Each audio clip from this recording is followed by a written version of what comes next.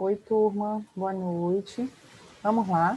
Nós vamos começar falando hoje sobre, dando continuidade aqui às práticas abusivas, tá?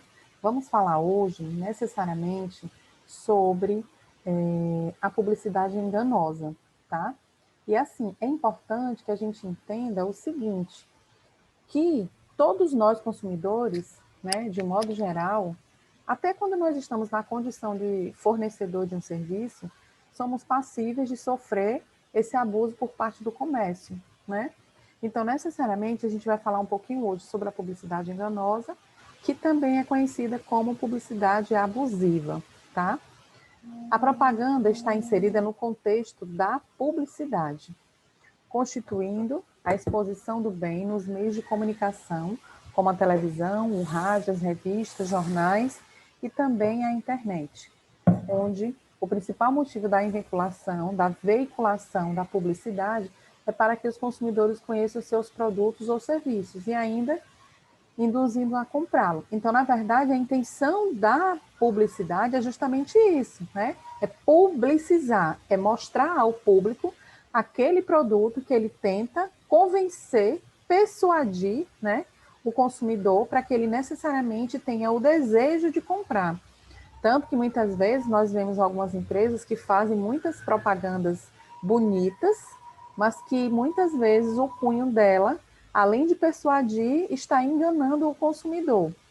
Então, através do estudo de hoje, nós vamos ficar atentos a algumas práticas que muitas vezes passam desapercebidas, né, e nós achamos que é normal, que são práticas naturais do comércio, tá?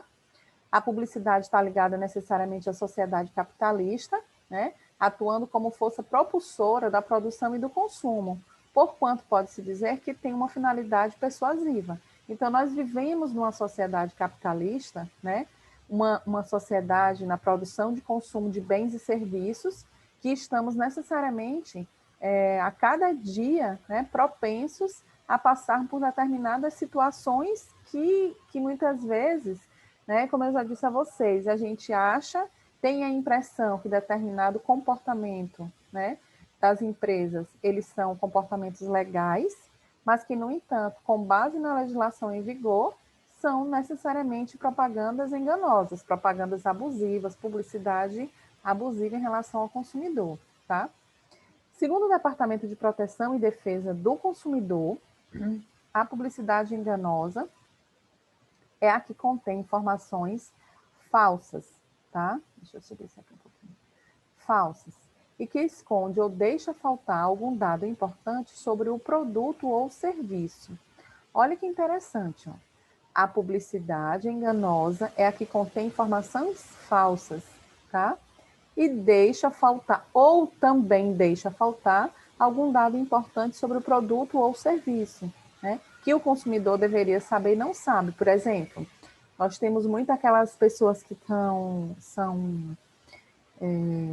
que têm intolerância à lactose, né?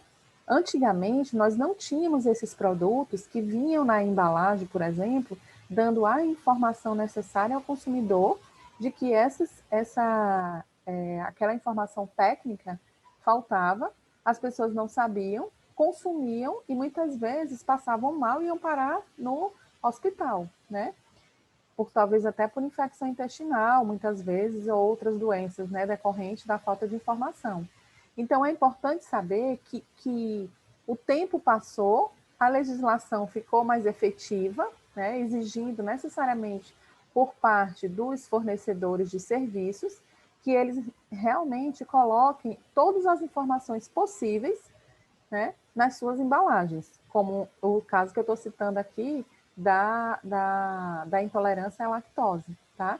Então, a gente tem que ter cuidado também com essas informações falsas. Então, se algum dia você, né, se deparar com informação falsa que você saiba ser, necessariamente é passível de indenização, tá? Você recorre ao Poder Judiciário, né? Normalmente as ações relacionadas ao Código de Defesa do Consumidor são relativas no juizado, né?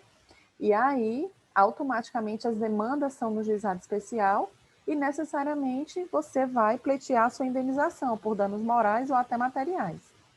A publicidade abusiva, por sua vez, gera discriminação. Essa discriminação, ela pode ser por sexo, por cor, por raça, tá? Por origem, né? Origem social ou violência que explora algum medo ou inocência das pessoas.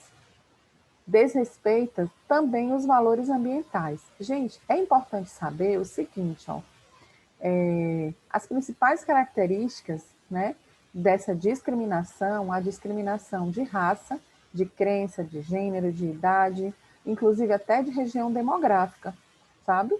É importante, por quê? Porque essas propagandas, elas têm que ter muito cuidado na verificação, né, dos seus conteúdos que serão ministrados para atrair o consumidor. E certamente essa publicidade enganosa, né, necessariamente essas campanhas que são vinculadas, essas campanhas publicitárias, eles têm que ter muito cuidado, né, visto que o Código de Defesa do Consumidor veda esse tipo de procedimento por parte do fornecedor. Aqui eu trouxe um exemplo da cerveja Kirin, né? A Kirin sofreu um processo por uma campanha vinculada em 2010 e 2011, em que ela destacava que é pelo corpo que se reconhece a verdadeira negra. Ou seja, além de uma mulher negra que estava ilustrada com roupas sensuais, né? Ele falava da cerveja, oferecia a cerveja. O Ministério Público considerou a veiculação abusiva por considerar negra apenas como um objeto. Ou seja, a mulher negra era um objeto de desejo em conjunto com a cerveja, né? Outra prática de publicidade abusiva, né, é relacionada ao incentivo à violência também, certo? A incentivação à violência, né, abusiva, né, de mensagens violentas, agressivas, com lutas ou com guerras, tá? Além de trazer um medo, né, traz também a superstição que são utilizadas por pessoas que muitas vezes essa propaganda, por ser persuasiva, elas induzem ao consumidor a usar aquilo ali, entende? Aqui eu trouxe também outra propaganda que falava desse incentivo à violência, falando da campanha da empresa Gucci. Essa campanha, ela mostrava um homem em posição de dar uma palmada em uma mulher negra. Como se pode imaginar, a veiculação sofreu diversas críticas, ou seja, já dois exemplos que eu trouxe para vocês, um de discriminação e o outro de incentivo à violência, falando necessariamente de mulheres negras, né? Outro exemplo de publicidade abusiva é justamente a indução a comportamento suspeito, tá? Há casos em que os anúncios devem mostrar que o produto em questão oferece algum risco caso não seja utilizado corretamente. São aqueles que têm um mau manuseio, pode acarretar problemas de saúde ou de insegurança do consumidor, né? Esse que induz o comportamento suspeito do próprio consumidor. A finalidade aqui é diminuir os acidentes, né? E muitas vezes, preventivamente, né, o consumidor ele deveria saber, mas como ele não tem esse cuidado, então necessariamente a gente tem que, que, que ficar atento, né, para que essa segurança ela permaneça. Por exemplo, aqueles brinquedinhos, né, que as crianças tiram as pecinhas, né? Isso é muito suspeito. Por quê? Porque uma criança daquela inocente, ela necessariamente não ficará atenta em relação à, à utilização daquele brinquedo, né? E muitas vezes ela pode se machucar. Então, a questão da segurança, ela está muito em voga em relação a essa característica do comportamento suspeito em relação a determinado produto, tá? Outra situação interessante é que fala justamente, né? Eu trouxe aqui o exemplo de uma campanha vinculada pela escola em 2015, em que essa campanha da escola dizia o seguinte: esqueci, entre aspas, o não em casa, né? A propaganda, mais uma vez, provocou ambiguidade de interpretação por parte da população, enquanto a empresa queria incentivar a liberdade de pessoas durante o carnaval. Porém, muitas pessoas entenderam como a permissão para o assédio sexual. Tá? Então, é isso, gente, que você tem que ver nas entrelinhas, eles são muito sutis, né, em relação a determinados efeitos que a publicidade pode trazer, sabe? Tem que ter muito cuidado, porque às vezes você assiste e diz assim, não, esqueci o não, leva na brincadeira, mas que na verdade é uma propaganda, né? Que necessariamente está incentivando o comportamento de determinados consumidores. Outra característica é o ataque aos valores ambientais. É considerada também uma publicidade abusiva, certo? Por quê? Porque em relação aos ataques aos valores ambientais, a depredação do meio ambiente, o desperdício de qualquer forma, né, de água, por exemplo, entende? As campanhas para explorar a poluição. Então, essas campanhas que visam justamente, né, esses anúncios que eu acabei de falar, que de certa forma incentivam a poluição, incentivam a depredação do meio ambiente, ao desperdício, são consideradas práticas abusivas por, né, violarem os direitos ambientais, tá? Outra prática abusiva que eu trouxe para vocês foi em relação ao abuso infantil, certo? Quando a gente fala aqui justamente de produtos, né, que são relacionados à criança. Justamente as linguagens não infantis da inserção precoce no mundo adulto ou relacionados com uma proposta de necessidade de aquisição de produtos, né?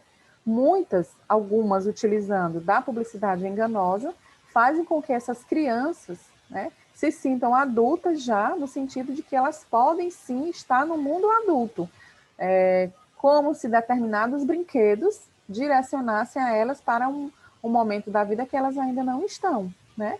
E necessariamente induzindo a compra de produtos. Aí eu trouxe um exemplo aqui da propaganda da Mattel, que era justamente sobre os produtos da Barbie, sabe?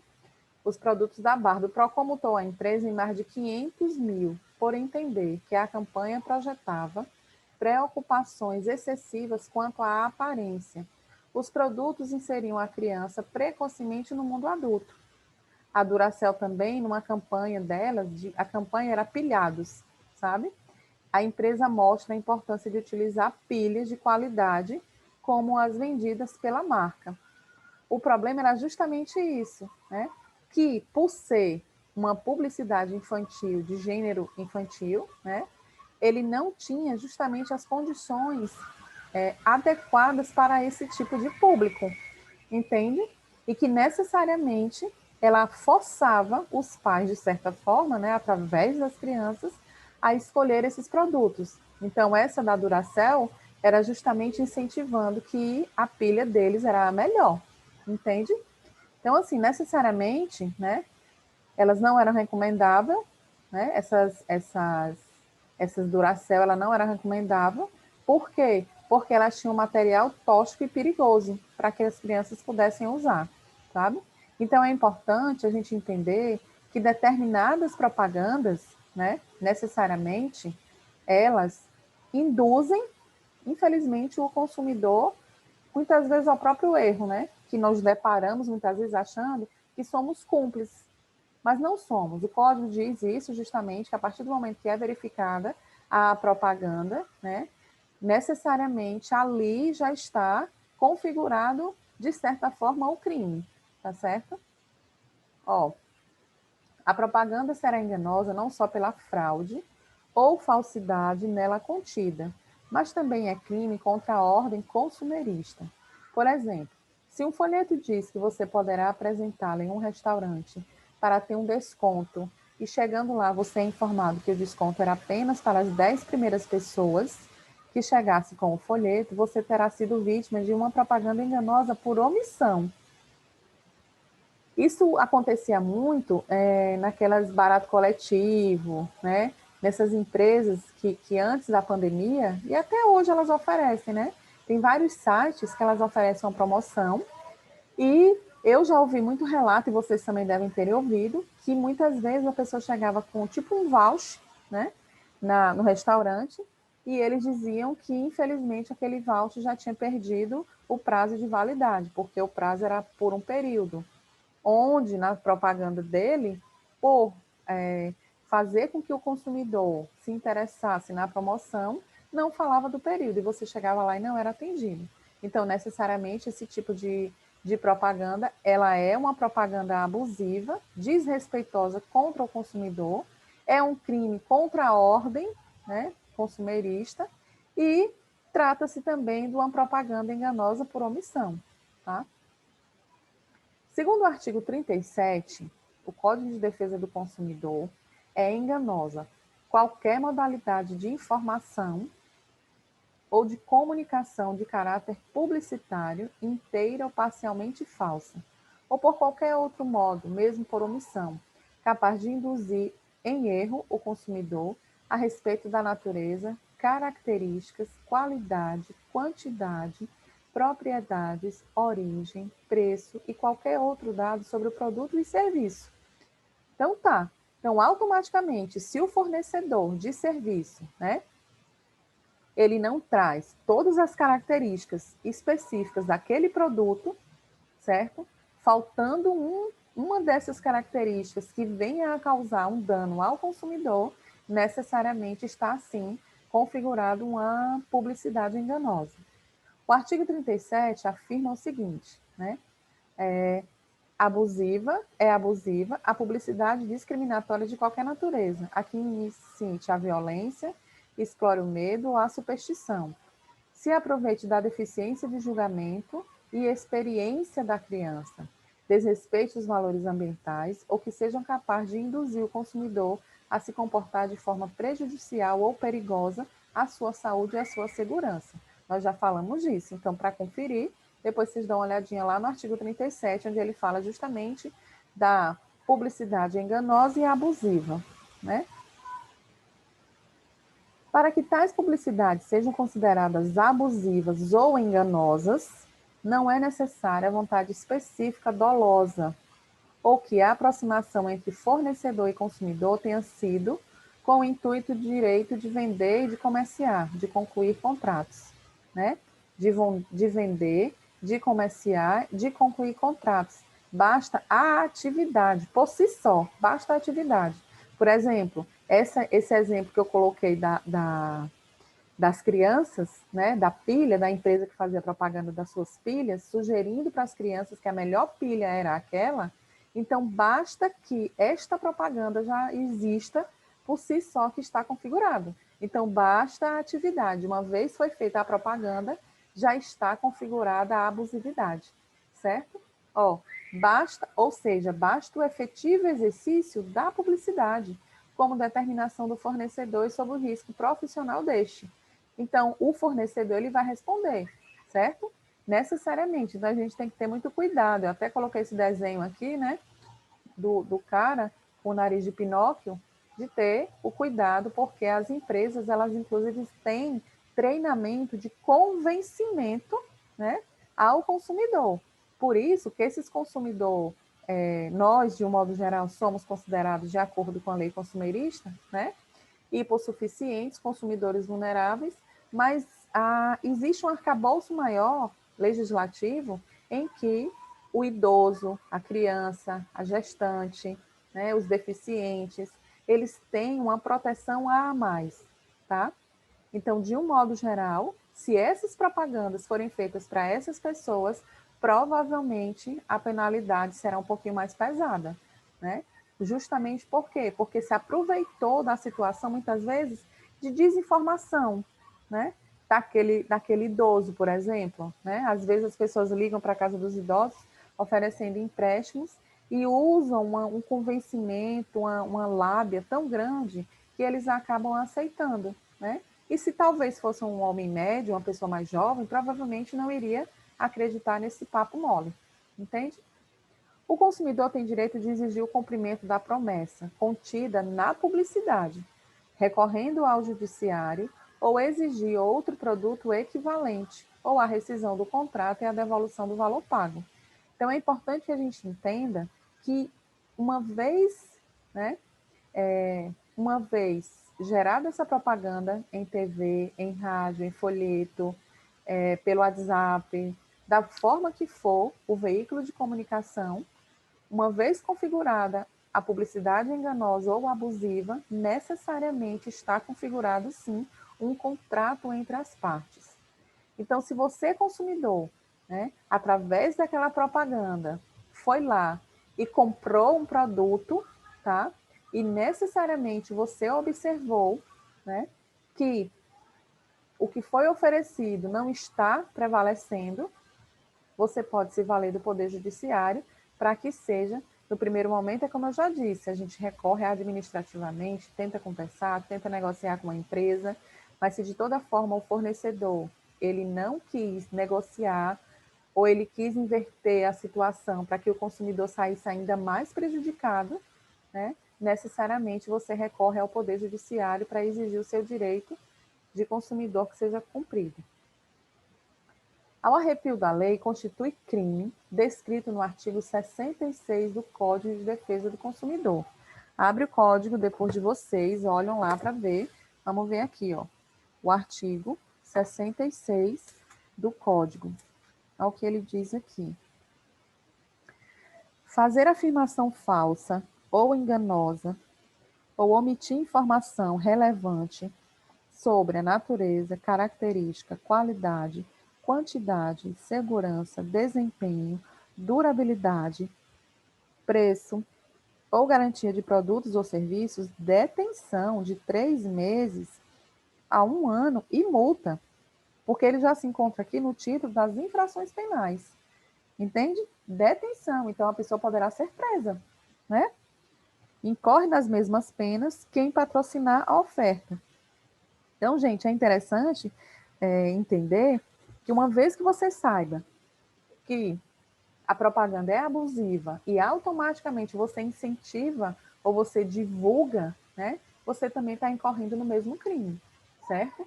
E aí, o que é que acontece? Né? Necessariamente, devendo ser comunicado ao Ministério Público, tendo em vista que tais crimes são de ação penal pública incondicionada, com a aplicação da pena de detenção de 3 meses a 1 ano e multa, incorrendo nas mesmas penas quem patrocinar a oferta. Gente, é importante a gente entender o seguinte: a ação pública, né, a ação penal pública, por si só, a ação penal é um direito seu, de cidadão, de chamar o Poder Judiciário para que venha resolver algum problema na seara criminal, certo? Pois é justamente o Poder Judiciário que ele labuta na importância do respeito ao consumidor e de relevância social. Então, uma vez que o judiciário ele é chamado, e ele é chamado de que forma? A partir do momento que você dá entrada com o processo, que você provoca o Poder Judiciário, então, automaticamente, tá? Esse Poder Judiciário, ele vem, entra em defesa do consumidor. Então, essa ação pública é justamente a responsabilidade direta, né, de ser promovida a denúncia pelo Ministério Público, certo? Não é preciso autorização ou representação de qualquer pessoa, tendo em vista que o MP tem como dever de promover a denúncia. Então, gente, como fiscal da lei, o Ministério Público é dever dele entrar com uma representação, né, uma denúncia, aliás, no Poder Judiciário em relação aos crimes que são praticados pelos fornecedores de serviço. O consumidor, por sua vez, deve tomar cuidado sempre que uma loja anunciar grandes descontos. Isso porque muitas vezes as promoções só servem para atrair o cliente sem realmente oferecer preços menores. Então, cabe ao consumidor fazer essa análise, né? Essa análise se você deve ou não comprar, você deve fazer uma pesquisa, você deve negociar preço, né? Vá ao local da promoção e peça informações por escrito. Ligue para pedir informações sobre a promoção ou a propaganda e grave o nome da atendente, né? Desconfie de ofertas mirabolantes e preços abaixo da média, com frases de efeito como o mais barato e o melhor, certo?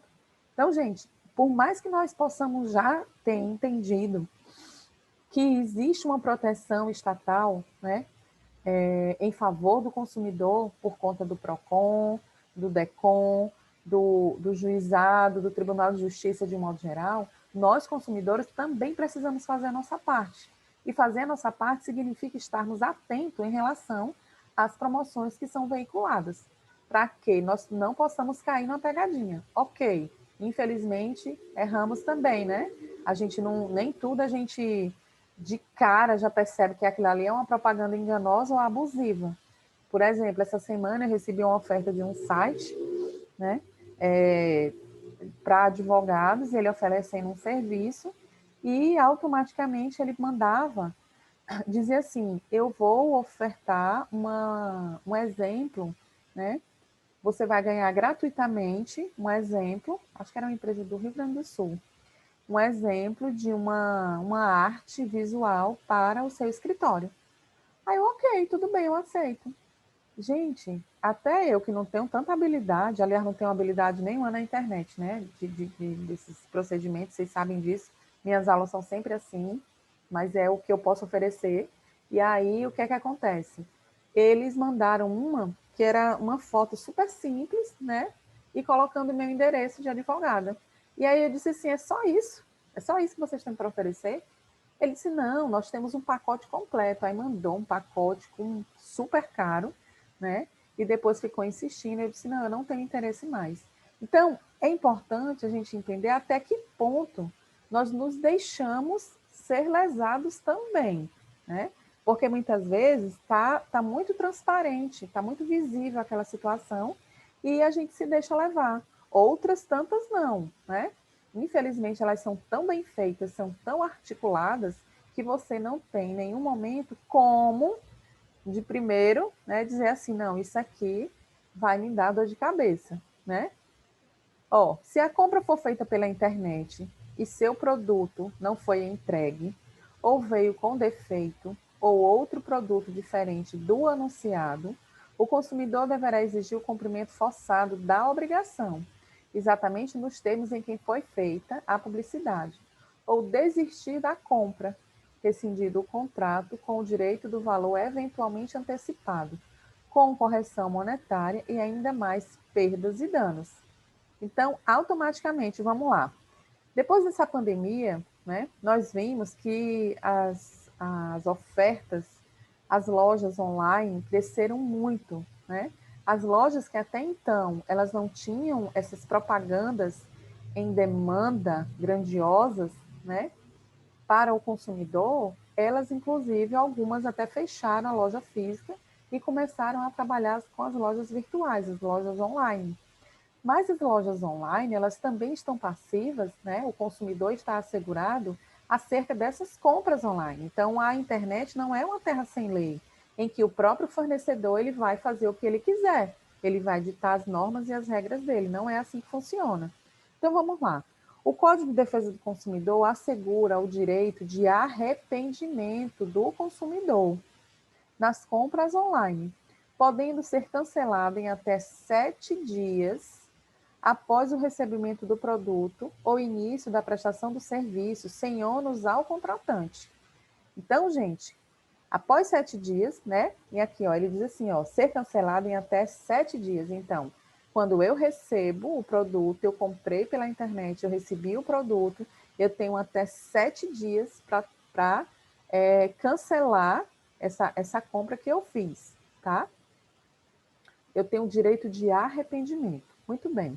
Mas é importante ficar atento que o fornecedor ele não pode, de maneira nenhuma, cobrar, não pode ter nenhum ônus para o consumidor, entende?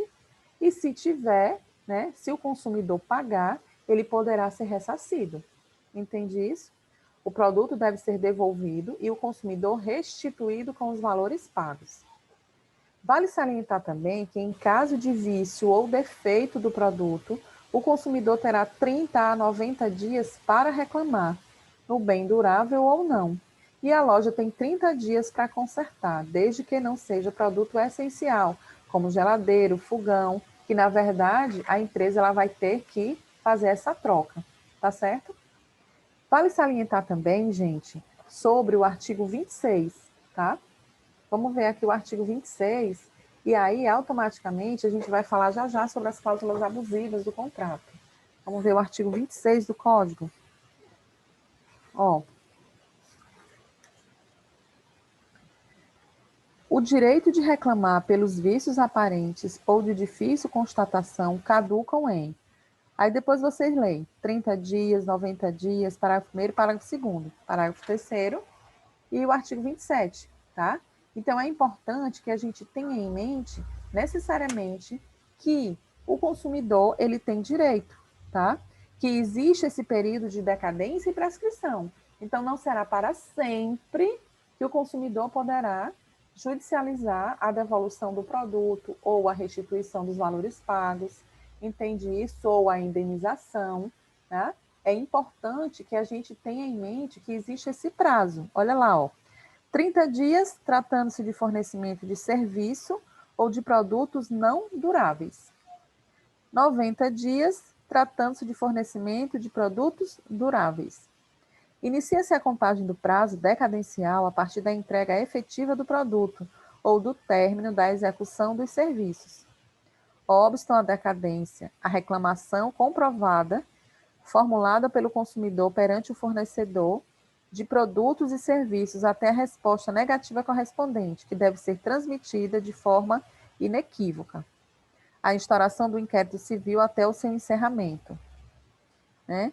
Trata-se de vício oculto, o prazo decadencial inicia-se no momento em que ficar evidenciado o defeito. Então, o vício oculto é aquele vício que não é aparente, né? Que ele está escondido e que necessariamente você não consegue ver o vício que tem, né?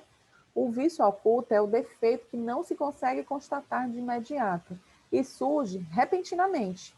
Por exemplo, você está com um carro e de repente o motor do carro começa a dar problema, você comprou um carro novo, na loja você fez todas as verificações, viu que estava tudo ok, e de repente você começa a verificar que o carro, depois de alguns dias, ele começou a dar um problema no motor, tá? Então, isso é necessariamente um vício oculto.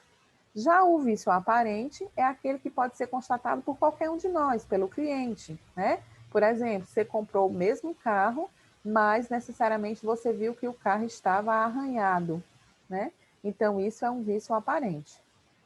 Se o fornecedor oferecer prazo de garantia contratual maior que o legal, ele se compromete com a oferta. Então, as empresas, né?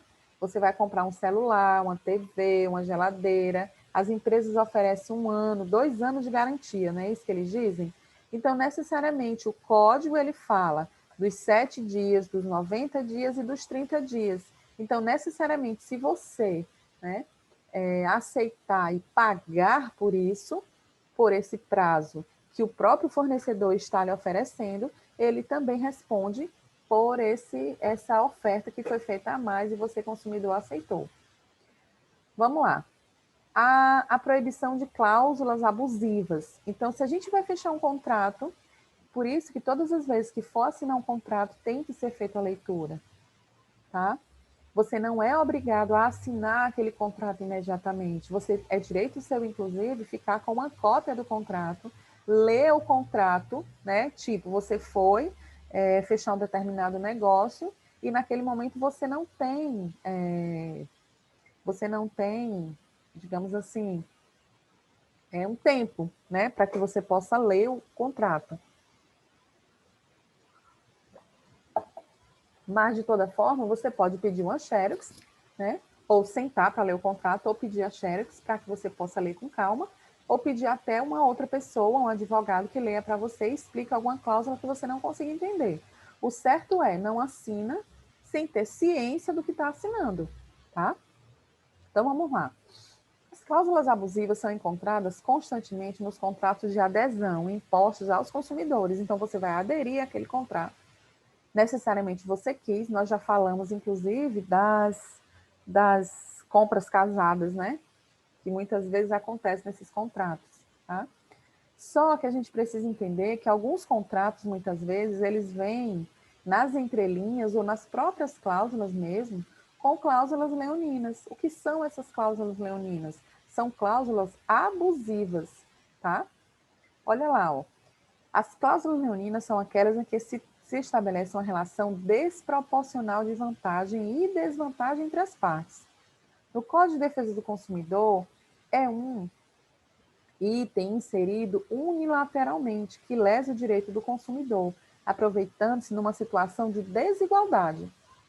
Então, quem elaborou aquele contrato colocou nas entrelinhas, né, uma cláusula leonina que você não percebeu, você não teve o cuidado de ler, ou não teve o cuidado de procurar se informar sobre o que estava escrito, e necessariamente você, né, foi lesado, tá?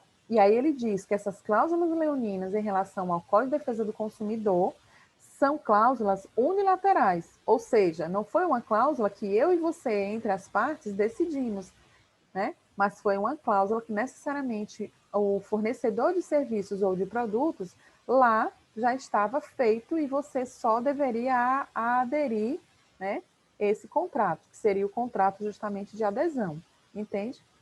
Essas cláusulas, na verdade, elas lesam a boa-fé do consumidor, causando um grave, gente, desequilíbrio no direito e obrigações das partes, tá? E, por sua vez, para a legislação, esses contratos, eles são considerados nulos, certo? Entretanto, é importante dizer que, dependendo do contrato, não se anula todo ele, tá? O contrato, inclusive, ele pode ser anulado de todo ou em parte. Não precisa necessariamente que ele seja, por ter uma cláusula leonina, né? Uma vez que você vê que aquela cláusula ela é abusiva, ela é leonina, você pode conversar e pedir que seja retirada, que seja reorganizada, tá? Uma vez que não seja feita, é direito seu ou de destratar, né, o negócio ou necessariamente judicializar, para que seja dado de fato o seu direito. Elas são elaboradas pelos fornecedores, de modo que acabam exercendo um abuso de poder por parte destes. Essas cláusulas têm como característica estarem em desacordo com as normas. Então, infelizmente, alguns comerciantes, né, eles trabalham na contramão da legislação. Eles sabem que é errado, mas mesmo assim, eles insistem em lesar o consumidor. Para definir a abusividade da cláusula contratual, existem dois caminhos que podem ser seguidos. Um de forma subjetiva, que conecta a abusividade, mas com a figura do abuso do direito, caracterizado principalmente pelo uso da malícia, desviando sua finalidade social através de um poder concedido a um agente. O que é essa malícia? É a má-fé, tá? Então, um dos princípios do contrato é o princípio da boa-fé objetiva, ou seja, você quis, né? A boa-fé, você quis, você negociou, você colocou as cláusulas bacaninha, tá tudo certo.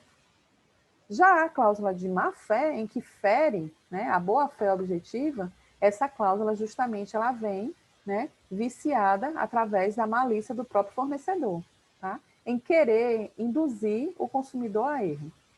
A outra forma, que é objetiva, liga a abusividade aos paradigmas modernos, com a boa-fé objetiva, ou a antiga figura da lesão enorme, tendo como principal elemento o resultado objetivo, que é a conduta no indivíduo causa, o prejuízo sofrido pelo consumidor, o desequilíbrio da cláusula imposta que acaba provocando e a falta de razoabilidade que o contrato exige.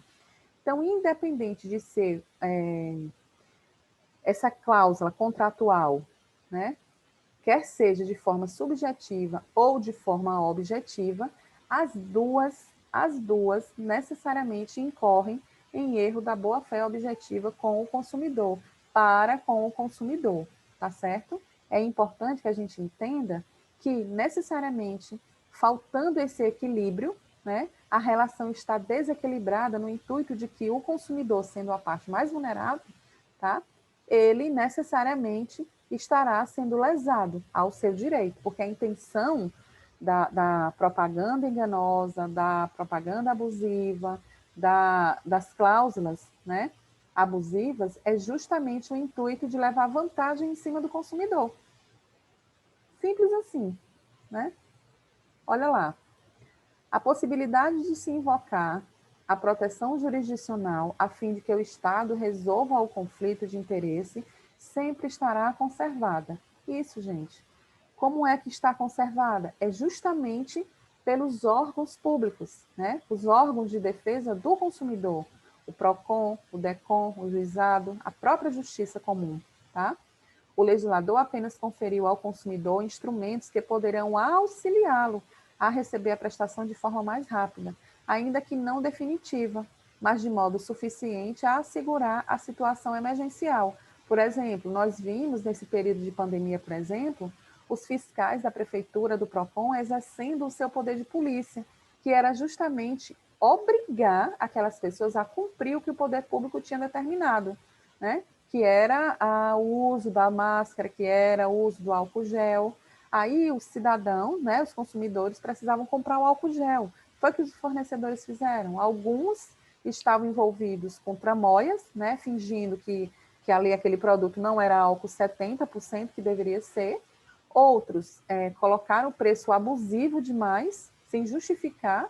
Então, assim, é nessas situações que os órgãos de proteção ao consumidor devem imediatamente, né, estarem no comércio como forma de fazer com que aquela situação ela não se perpetue e se prolongue por muito tempo, entende?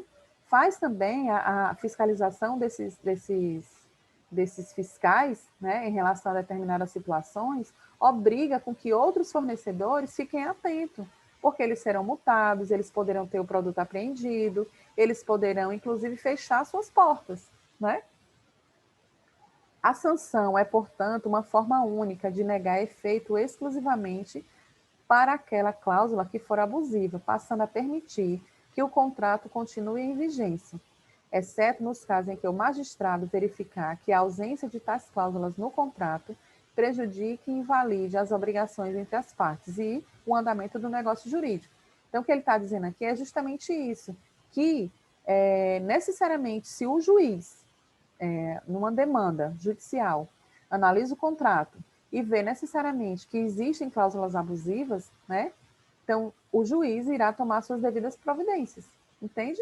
Então, é dever ser do juiz, né, para que ele realmente verifique as cláusulas contratuais e torne inválida aquelas que estão sendo consideradas abusivas diante do consumidor.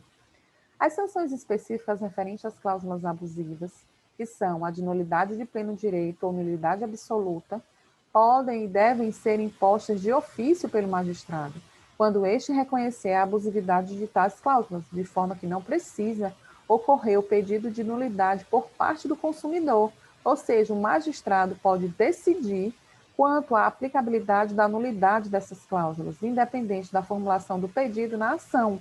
Então, ele está dizendo aqui o seguinte: uma vez que você judicializou, chegou até as mãos do juiz o contrato, né, aquela ação, aquela demanda que o juiz vai analisar, vai sentenciar, e foi visto necessariamente que havia ali uma cláusula, e, no entanto, o advogado também passou desapercebido, né? Não foi falado. Então, de ofício, ou seja, sem precisar ser provocado por aquela cláusula, o juiz automaticamente vai tomar as devidas providências, tá? Vai aplicar justamente a nulidade em relação a determinada situação, viu? E aí eu coloquei um WhatsApp, né? Um modelinho daquele ícone do WhatsApp, justamente para mostrar a vocês que qualquer forma de vinculação, de propaganda, ela é válida em termos de proteção ao consumidor. Pode ser por folheto, pode ser por rádio, por WhatsApp, por internet, por e-mail, o que for, tá certo? Elas não estão, digamos assim, dependendo do meio que seja, né, protegidas para que possam fazer, pintar e bordar em relação ao consumidor, tá certo? Aqui, turma, por último, a gente já está concluindo, eu trouxe para vocês falando do princípio da conservação do negócio jurídico. Funda-se a ideia de sua função social, já que eles criam e permitem a circulação de riqueza, propiciando o acesso a bens e serviços que favoreça o desenvolvimento econômico e social da pessoa humana e, consequentemente, a sua dignidade. Gente, a função social do contrato é a relação do contrato, tá? Entre os contratantes com a sociedade, que produz efeito perante terceiros, tendo como principal consequência jurídica a ineficácia das relações que acabam por ofender os interesses sociais. Então, vamos lá. Nessa situação que eu coloquei do álcool gel, né? automaticamente existe uma consequência jurídica, né? De engano, de publicidade enganosa para o consumidor.